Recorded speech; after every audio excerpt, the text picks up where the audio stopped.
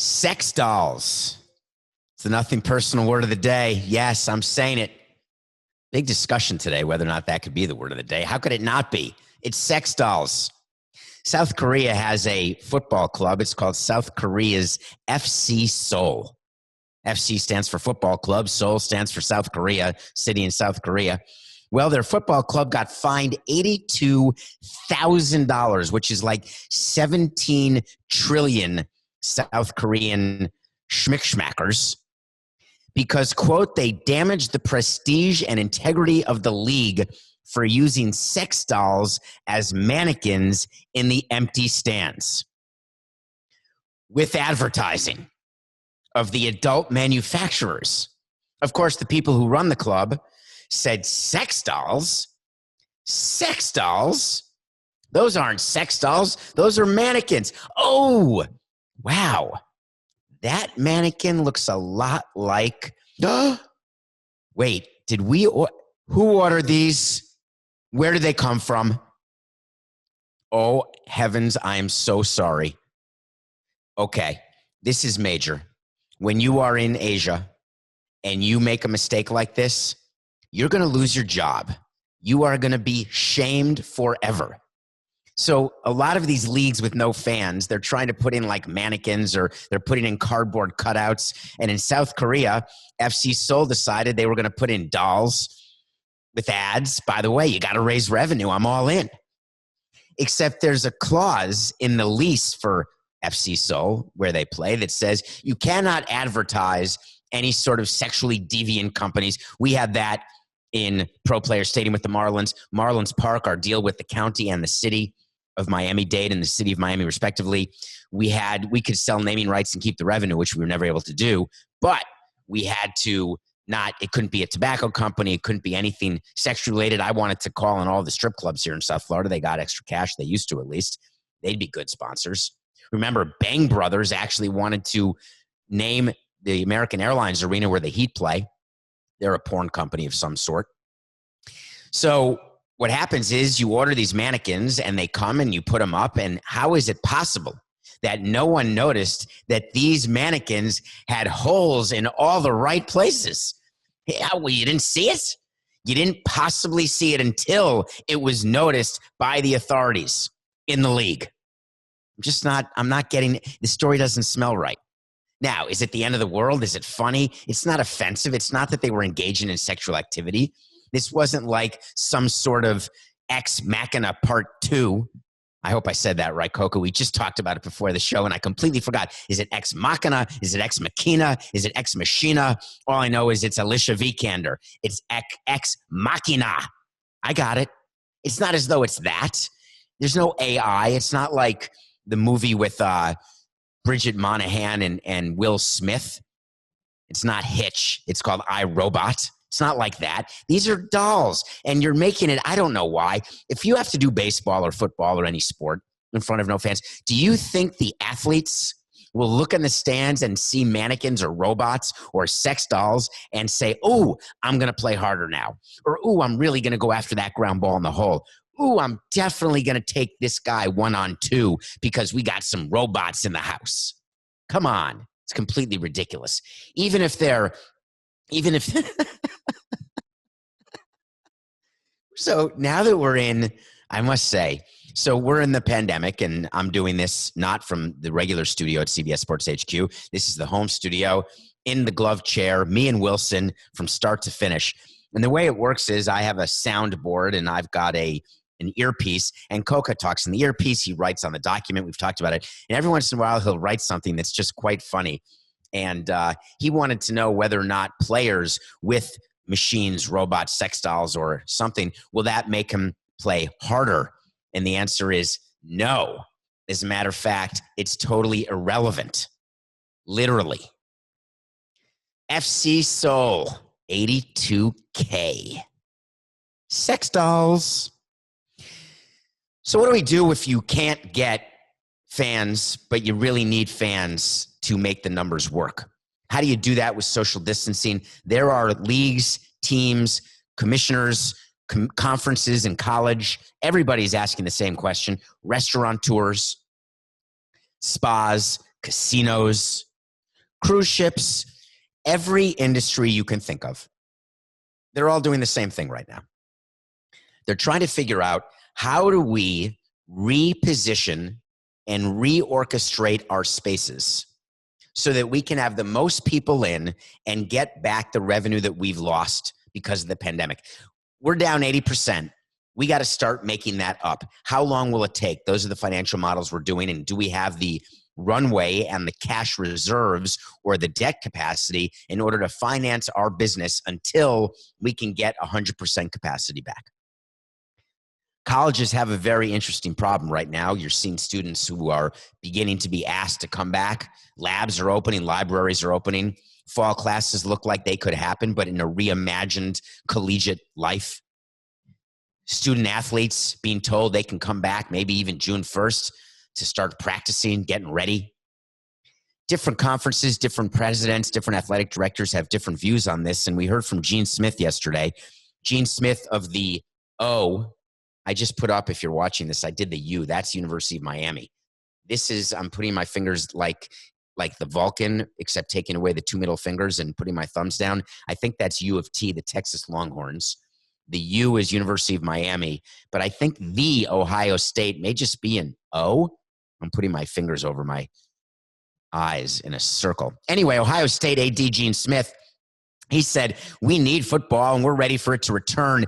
We have 100,000 people who fit in our stadium. Basically, as you know, football in Ohio State funds everything.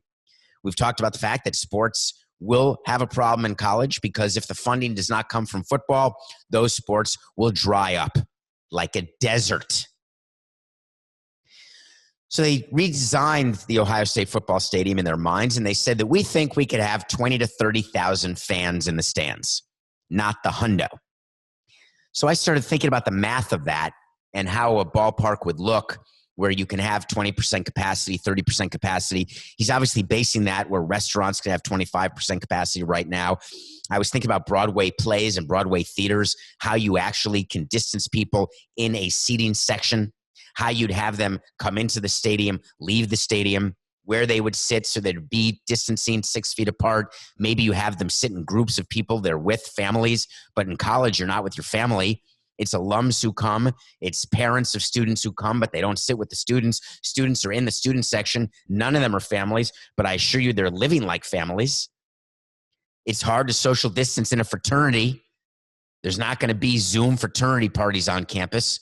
Will they wear masks? Well, I've seen some pictures on the Twitter of masks with holes in the mouth so you can lift up the flap and drink because believe you me, there will be drinking. So how do you get 20 to 30,000 people in and have that finance the program at Ohio State? So the math is this. If everyone is paying $1 and you have 100 people in the stands, you are making $100. If you only have 20 people in the stands, you have to charge them $5 each to get back to that $100. That means you're increasing the ticket price by 5. So you're going to go to fans and you're going to go to season ticket holders. You're going to say, listen, you're one of the chosen few.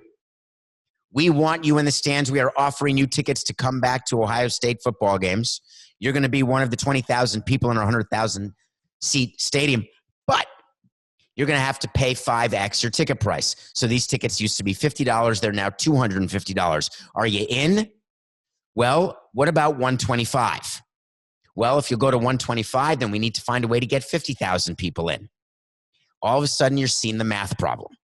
Because if they're not willing to pay $250 for a ticket, based on my rough math equation of $100, dollar tickets, what sports are we going to cut because our revenue is so depleted? What is the chopping list? That's what athletic directors are doing right now. They are going to the sports that don't bring in the most revenue, and they're going to cut them. Fencing, water polo, underwater synchronized swimming, ping pong, badminton. They're going to be gone. Ohio State's got a lot of work to do, and we're going to figure out how it's going to happen. But what will be interesting to me is what schools choose to cut which sports. So we have an example right now of ECU. They've just announced that they are going right to men's and women's tennis and men's and women's swimming and saying done. They're not even going to wait to see how long the rebound is. They are cutting those sports now. I told you this is happening, and we're watching it happen live as this show is happening, because at the end of the day, we know this from nothing personal. It's a math equation. That's all it is. So you want to talk to Samson. Samson is a segment that we do when you ask me questions at David P. Samson. By the way, we're getting close to the end of the month. This is the last show. Are we at the last show of the month? No, it's the 21st. Sorry. Today's May 21st. We're not even near the end of the month. We're 10 days. We're 2/3 done with the month. We're going to do an end-of-month mailbag pod. Please go on to Apple, rate, review, give 5 stars, put a question in, ask it, I'll answer it. We'll release that the first Saturday of June, which I don't even know what day that is. Actually, I know that's Saturday. I don't know which date that is. This is So You Want to Talk to Samson, where you get into my Twitter at David P. Samson and ask a question. Someone asked this, and I'm going to read it exactly as you wrote it, because it was such a wonderfully written question that I just want to frame it, and I don't even want to change a syllable. Hey, that's how you started your question. By the way, you don't have to start a question with hey. You can just actually start the question. MLB, open parens, and other sports owners seem to be conveniently cash-strapped prior to CBAs and during crisis times like this pandemic. If owners are truly struggling and need the players to take an additional haircut, is there any way to get the players to believe them outside of opening the books and showing them? What kind of hell freezes over scenario would have to happen for owners to do this? Thank you. That's a great question, because any question that starts with hey and has hell freezing over, which is something that I think about all the time. It's a great expression. Think about it. Hell is super hot, right? Florida in August, hot. Like Brighton Beach Memoirs, Africa, hot. Hell freezing over means that it's the opposite of global warming. Like something crazy has to happen. What kind of hell freezes over scenario would have to happen for owners to get the players and show them their books? Well, let me tell you a story about opening books and tell you why it's never going to happen. There is no amount of hell that would happen freezing over. There is no scenario. Teams would go bankrupt before opening their books. Here's why.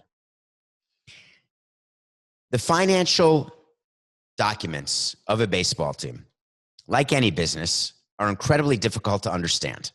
You can go to a public company and you can go on the Intergoogle and you can find public filings of these public companies. Within those statements, you can find balance sheets. You can find income statements. Balance sheets are assets equal profits plus liabilities. You can find income statements, which is like a cash flow statement. Where's the money? Where's it going? But you have to be a forensic accountant to actually understand these statements. You have to be in there operating it to know where the skeletons are, to know, picture the biggest flow chart you ever learned in school that has dotted lines and squiggly lines and boxes here and there. You're trying to figure out who you report to, and you've got a dotted line to 3 people. You've got a straight line to 5 people. You're diagonally attached to the group over there who you never even talk to. You know what I'm talking about. Anyone who works in a company knows that you can't even figure out your own flow chart of who you report to and who reports to you. Major League Baseball financial documents are that complicated as well. But we have something that no one else has. We're private. There's a dollar. Dollar, Coca. Are you keeping track? You actually don't talk about that off the air. How many dollars I've lost by saying we. Actually, I can't say we, right? We used to. We keep everything private. Not because we're breaking the law, because we're not. Not because we don't have financial statements that are shown to others, which we do, because we're audited by an auditor of the team. Then we're audited by an auditor of Major League Baseball. And then there's a union audit. So everyone knows everything that's going on. The union knows when the Marlins were losing money, but they would pretend they didn't know, and they would file a grievance saying the Marlins have to increase their payroll because they're not using their revenue sharing for the on-field product, but they know that's not true. Major League Baseball knows exactly which teams are making and losing money. They know where all the skeletons are. What they don't know are the other businesses that owners have. So if you're the Boston Red Sox and you own Liverpool and the Red Sox, well, MLB doesn't know what Liverpool has. They don't know whether or not there's a sponsor at Fenway Park who pays Liverpool way over market and pays the Red Sox way under market for a sign. But the Red Sox make up for it because they're owned by the same people. So therefore, whether you get $1 through Liverpool or $1 through the Red Sox, it doesn't matter. So can there be finagling of revenue when you own multiple assets? Yes. Our owner owned the Marlins, not his own. He didn't own his network. We didn't have any other areas to hide anything. Our revenue was our revenue. Our expenses were our expenses, and that was that. Many of the baseball teams are far more complicated, and owners will never allow those books to be open because they would be misinterpreted, misunderstood. The Marlins had their books opened because in 2000 and something, Coca, I don't remember what it was. I've blocked it out very conveniently. There was a website called, at the time it was called Deadspin. I think it's out of business now. I think they fired everyone. Maybe they hired a few people back. It's a straight hack shop. They're out to get people. They don't know what they're doing. They're just looking for crisis, not crisis. Coca, what's the word when you're looking for controversy? Hello, today must be Thursday. So Deadspin's looking for controversy. Deadspin got its hands on our financials. Deadspin published our financials, and they thought they had the smoking gun. Look at this. The Marlins are rich. They're making $80 million a year, but they're asking the public for financing help for their ballpark. But they took snapshots. They didn't explain to the audience what EBITDA was the way I've explained on HQ or here on this show, what it means to have earnings. You heard that at MLB Economics 101 sometime. It was in a previous show maybe a month ago when we talked about MLB economics and what it meant for earnings before interest, taxes, depreciation. Coca's just whispered it was this week, you idiot. I don't think it was. It couldn't have been this week, but we did a whole MLB economics thing. And he's asking me if this was 2011, and the answer is I think it was. And so we got raked across the coals, but I stood there and took it like a man. I had to go on Real Sports about it with Brian Gumbel, and I didn't care because these people didn't get the facts. They didn't know what they were talking about. So the danger is by you opening the books ever to players or in a way that becomes public is that you lose control of the narrative. And remember, it's all about control. That's the bottom line. In these negotiations right now going on between MLB owners and MLB players and the union, it's about controlling the narrative, not through the media, not by having Blake Snell or Tom Glavine or Bryce Harper or Scott Boras or any of, or Scott Boras obviously is the biggest example of a blowhard who's doing nothing but trying to further his own business by saying the things he's saying. But those different agendas have to be absolutely kept within. And if you open books, it just leads to distraction, confusion. So my answer to you, my good friend, is owners don't get conveniently cash-strapped during a pandemic. They actually are cash-strapped. It's not convenient. Trust me, there's nothing convenient about losing your revenue and having your business go from 100 to 0. Just ask anyone who owns a business that shut down during the pandemic and isn't called Zoom. You think the restaurateurs are all of a sudden hiding the fact that they're cash-strapped or why they're furloughing, or the people who run casinos? You think Furtada is actually making up the fact that he's cash-strapped? No. It doesn't matter, billionaire or not billionaire. The reality is the casinos are closed and you've got a problem. No revenue. And it has nothing to do with when the CBA is negotiated or not negotiated. The numbers are the numbers. We know that from Nothing Personal. There is no hell freezing over scenario. MLBeard Challenge Day 67 is today. And I did something that, I love Canada. I'm just going to come right out and say it. I love Canada. I may not be the most popular guy in Montreal, may need bodyguards when I go there, but I think Montreal is one of my favorite cities. It's beautiful. It's got culture. I love speaking French. I've had a chance to go to Vancouver and to see Ottawa. Canada's great. So I gave this information about the MLBeard Challenge to people, and it's been very strange. I opened up my DMs, which are open, so I don't know why I said I opened them up. They're always open, at David P. Samson. I said, listen, tell me some charities. because you know I'm giving away $1,000 a day for 100 days. Today's day 67. We're only at 67, Coca. We're growing our beards. People are loving. By the way, we have to send out a picture, Coca, of your current beard and my current beard because I am so out-bearding you. I'm getting major compliments from not exactly my target demographic, but we can talk about that another time. But the fact is I'm getting major beard love, even though to me the beard is getting very full and very grizzly. But your beard is growing north-south. Mine is growing a bit more east-west. I think it's another time. We did a picture day 39. That's 28 days ago. That's like Sandra Bullock ago. So we got to do another picture. So we're doing $1,000 a day. And we said, tell us your charities. Give us suggestions of charities that are in your community that make a difference, that are helping people through COVID. And someone sent to me, a fan, Coco, we have a lot of fans north of the border. Still North America, but north of the border in Canada, all across from Vancouver to Nova Scotia, west to east.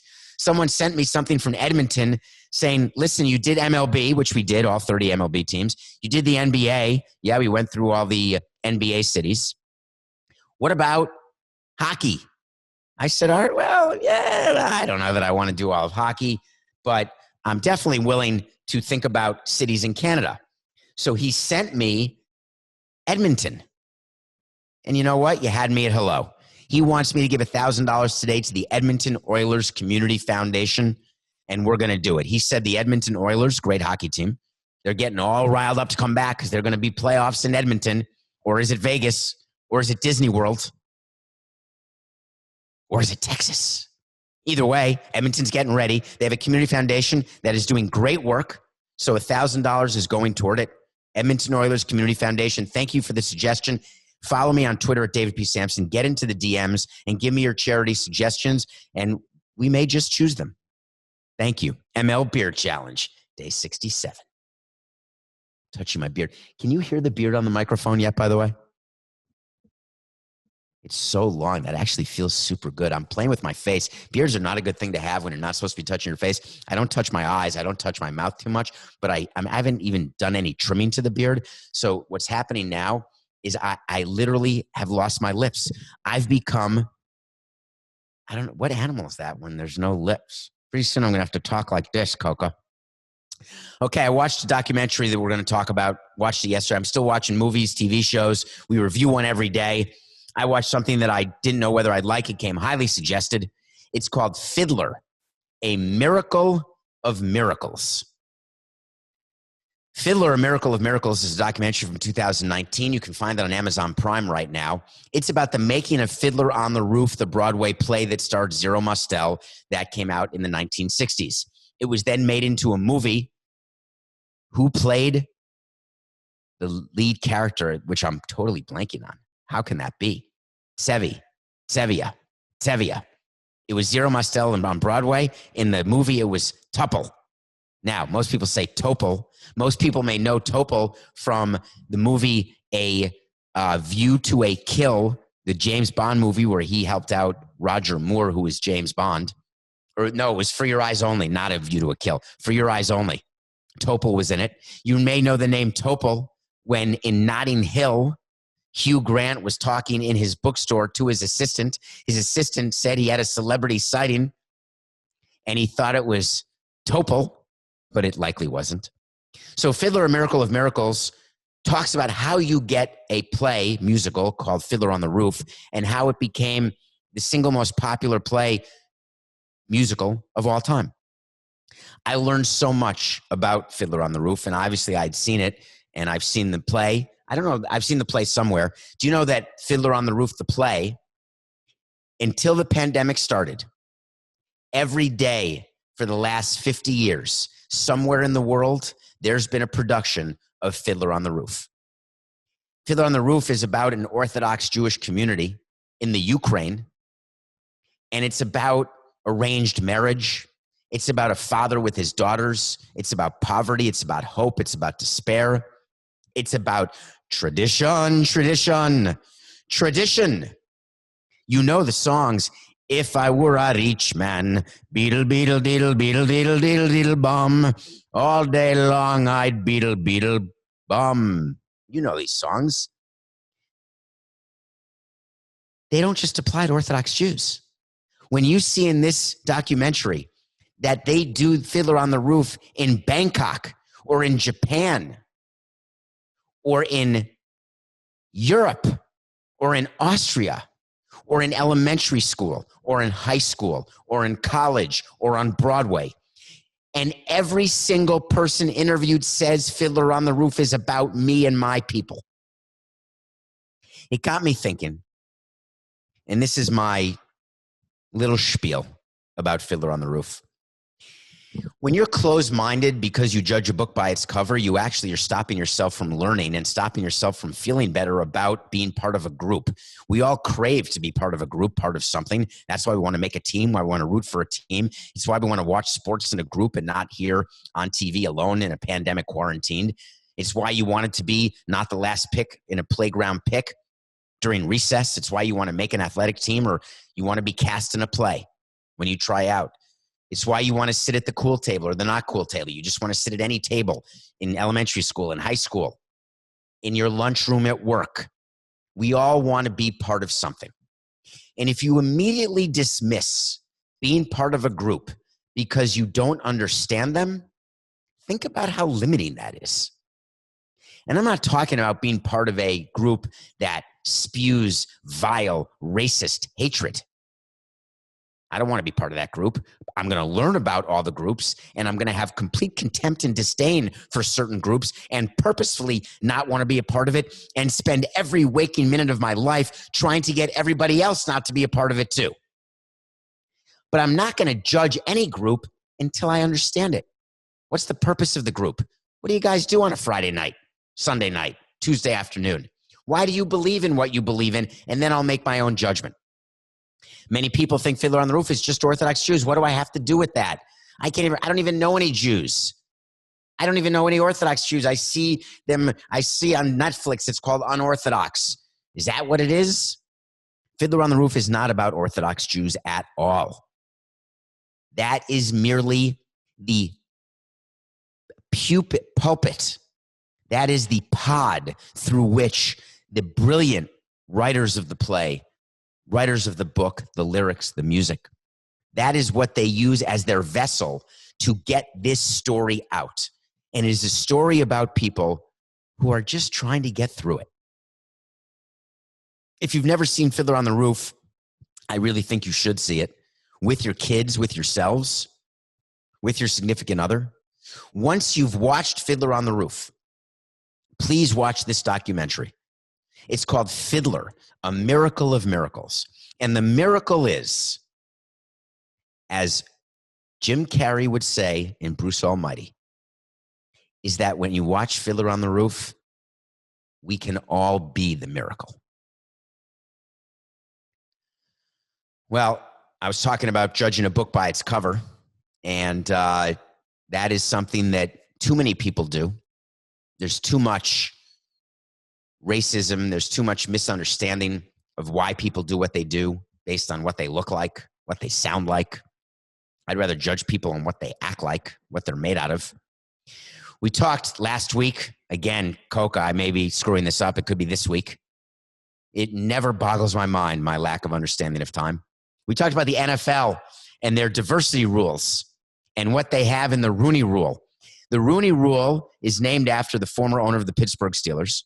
The Rooney family, by the way, Art Rooney still is the head of the diversity committee. He's either the son or grandson of the original Rooney of the Rooney Rule.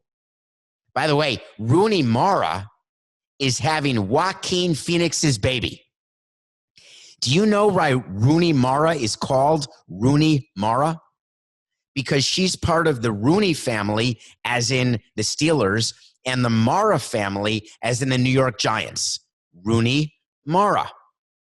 Rooney Mara. Wonder what it's like to have Joaquin Phoenix's son or daughter. That kid's got a perfect chance. So, NFL diversity rule, we talked about on Monday that they're going to do something that I said they're never going to do. It's impossible. Absolutely impossible.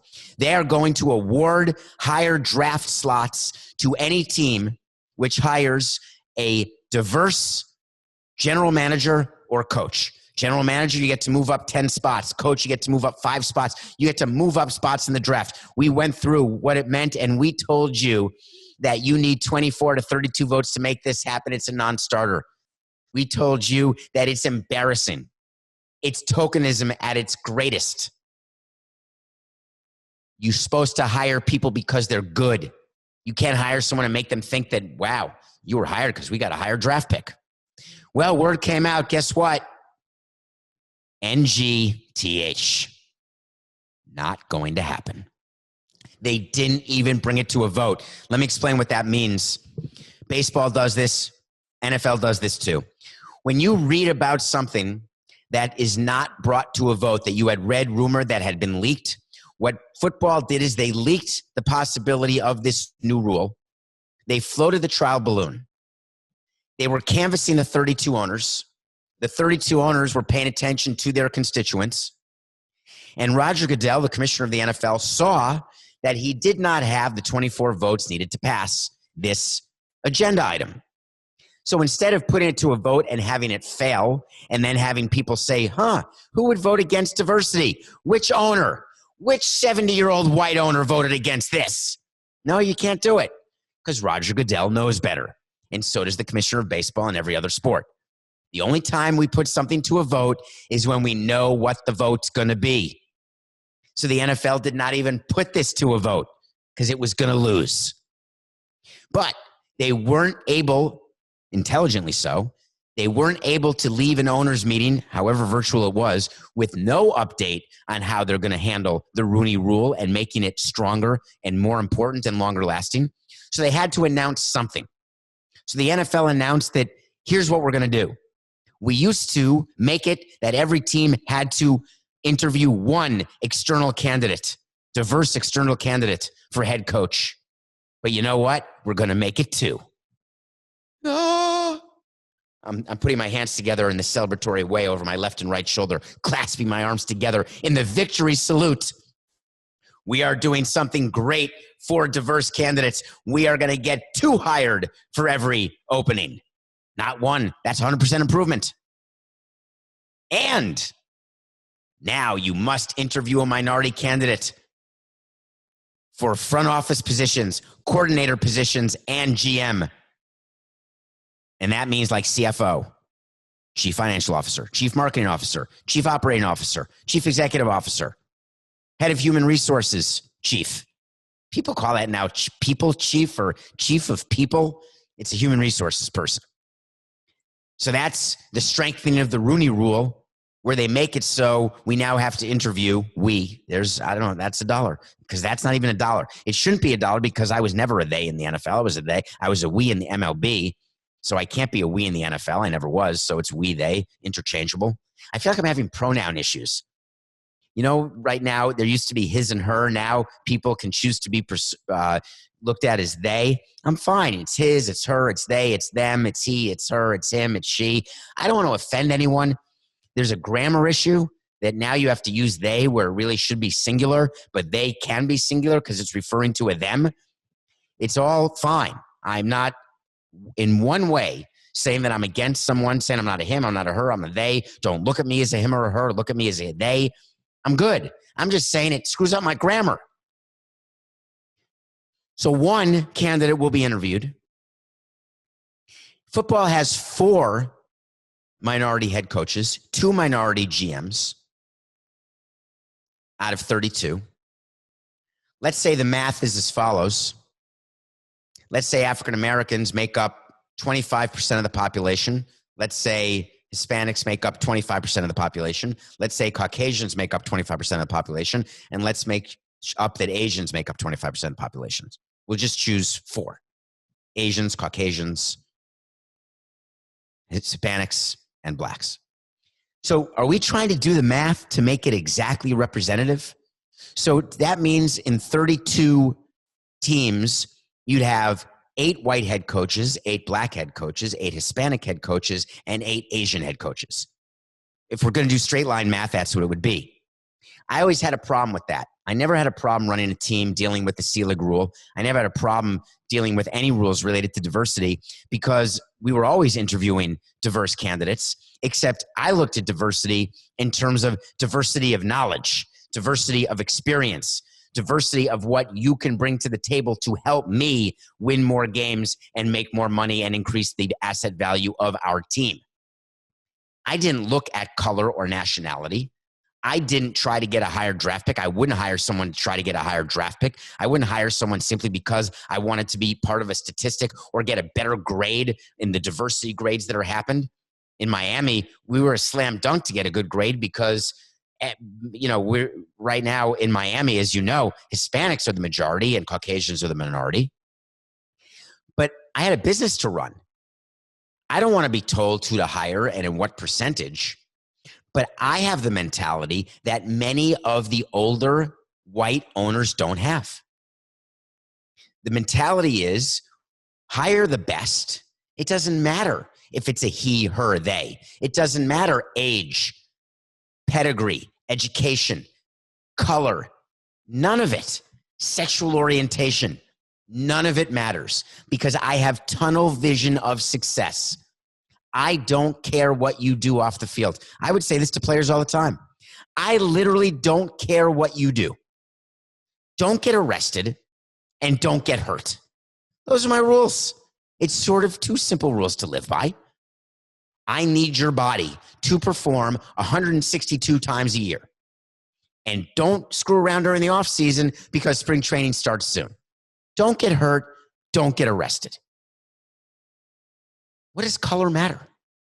Isn't it sad that you have to have these crazy rules that are so strict as we try to legislate away racism? And then it doesn't even get to a vote in the NFL because there aren't enough votes to pass it because it's a rule that even diverse candidates say isn't helpful. That means you got to go back to the drawing board. That's what the NFL will do. I'm positive about that. The diversity rules change for the better. Is it better to have more than 4 minority head coaches? Maybe, maybe not. This is not me being controversial. This is me being honest. And that's what we'll give you here on Nothing Personal. I am all for spending money to get minority candidates the education needed to become first-rate candidates. They should be moving up the chain from assistant to coordinator up to head coach, from AGM to GM, starting in the mailroom if they have to, working their way up, just like everybody should. Learn the business, learn your trade. Let's put a pot of money together and give people opportunity. But opportunity starts down below in elementary school, in middle school, in high school. You've got to start educating kids early. You can't just throw away public schools who have an F grade and say, none of those people are ever going to make it. None of those kids have a chance. They're going to end up incarcerated. You just can't do that. The real thing that companies can do if they want to solve their diversity issues or their perception of diversity issues or their desire to do what's right in a society, take a ton of money. Take $10 million a club. I suggested already. Take $10 million off the price of every team that's sold. $50 million. Put it into a pot and be Bill Gates. Find people who will devote their lives to doing with your money what you won't do and can't do because you don't have the time because you're the one making the money. Take the money you've made, give it to people who don't have that amount of money, who are going to put it into a program that will start growing educated candidates. We do that in baseball. It's called Play Ball Initiative. We do it with little leagues. We're trying to get little baseball players who grow up to be big baseball players who could grow up to be major league baseball players, or they're going to grow up with an affinity to the sport and buy tickets and eventually be our customers. That's normal. That's good. That's smart. But it shouldn't just be with on the field. We should be doing it off the field through education. Come on, NFL. Start now. Well, there's examples of candidates who have opportunities. Sometimes you can work somewhere for decades, and then all of a sudden, you're fired. I had to talk about this. I told you yesterday I'd talk about it, and it's one of my favorite stories. Remember I reviewed on Nothing Personal a documentary called Cheer? And I learned so much about cheerleading and the incredible cult-like atmosphere. Remember Jerry, that guy who cheered all the time and would yell, "You got this, you go." So I learned a little bit about cheering. And when I say I learned a little bit about it, it means I watched the whole documentary. And what it means is that when I see an article about cheerleading, I now glance at it instead of completely flipping past it. Have you ever learned a new word and all of a sudden you see that word in the next article you read or the next blog or the next tweet or the next book? And you think, oh my God, I just learned this word and there it is right now. Well, the word was always there, but your eyes would just gloss over it because you didn't know it. And your brain wasn't going to take the time to learn it. There are some people who read and they stop and highlight a word they don't know, look it up, and they try to learn that word. The majority of people, me included, you read completely over a word you don't know. You get the gist of the sentence, the gist of the paragraph, the gist of the page, the gist of the chapter, and then you have the book. It's sort of like your own brain doing Cliff Notes. So now that I know about cheerleading, I don't gloss over cheerleading. And I read yesterday or 2 days ago that the University of Kentucky has fired its entire cheering coaching staff. The University of Kentucky is the UCLA of the John Wooden decade with Bill Walton, Kareem Abdul-Jabbar. These are the best of the best. They make the Bulls dynasty look like bupkis. They won 24 titles in 35 years, 24 cheerleading titles, and the coach, Jomo Thompson, won 18 of them. I'm talking about 18 NCAA cheerleading championships, Division Uno. This is not small stuff. So why did he get fired along with his entire staff? Well, it turns out that he was fired for promoting a culture of public nudity, hazing, and alcohol use. Now that sounds like a fun Friday night in my mind. Even pre-quarantine, that sounds like a fun Friday night. Public nudity, hazing, and alcohol use. Apparently, the University of Kentucky would have cheerleading camps. The male cheerleaders would do things that were not exactly proper, but there was no sexual assault. There was no sexual misconduct. There were just people without clothes. And there was some sort of hazing rituals when they went to the cheerleading training camps, like spring training for cheerleaders. And Jomo Thompson and his staff, while they may not have known about it, should have known about it. They wrote a big letter to the University of Kentucky athletic director after much research and months of investigation. They found that Jomo Thompson, their coach of 18 titles, should have known about everything that was going on. And then instead of just getting rid of Jomo, got rid of the entire staff. So this is the equivalent. Just picture Bob Kraft, the owner of the New England Patriots, finding out that there's some funny shenanigans going on with the Patriots. And all of a sudden, Bill Belichick, Josh McDaniel, is it McDaniel or McDaniels? Josh, the offensive coordinator, and the entire group, I think there's an Ask Josh McDaniels. Thank you, Coca. They're done. And you don't really know what they did, except they should have known. It reminds me of the Penn State situation. Did Joe Paterno know about the pedophile he had working for him, that Sandusky guy? And if he didn't know, should he have known? Did he try to cover it up? I am in no way equating pedophilia and child abuse with what went on in the University of Kentucky. But there's a big thing on college campuses. No hazing, because hazing can lead to death. You know, when you're part of a fraternity, they say you can't eat for 3 days and you have to do nothing but drink vodka, a shot every 5 minutes. Like Matthew McConaughey ordering a martini at lunch with Leonardo DiCaprio in The Wolf of Wall Street. Bring us 2 martinis every 7.5 minutes, and then until one of us passes out or dies, and then every 5 minutes, something like that. So the hazing can be dangerous. I get that. But the culture that he created, the question is, did the kids in the group, the college students, the cheerleaders, those who had come to Kentucky, I promise you they were recruited. You're talking about the greatest program in the history of cheerleading, which is a major sport. Did they willingly, not willingly, did they understand the activities that were taking place? Did they feel like they were doing it behind the coach's back? Did they feel like the coaches were making them do it? Did they feel like that they were so uncomfortable in this culture that they wanted to be somewhere else? The thing with sexual harassment is the women who are sexually harassed or the men who are sexually harassed, they feel as though they're powerless. They can't do anything. They can't get out from under the power above that is making them act a certain way. Was that happening with the University of Kentucky? Because that's what they're claiming. Is it possible? Yes. Sexual harassment doesn't have to be with Harvey in a bathrobe in a hotel suite.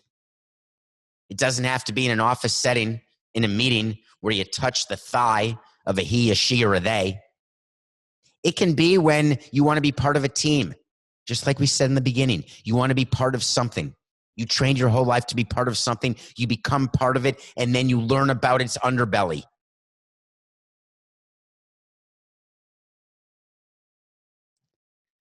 Wait to see is going to be about University of Kentucky.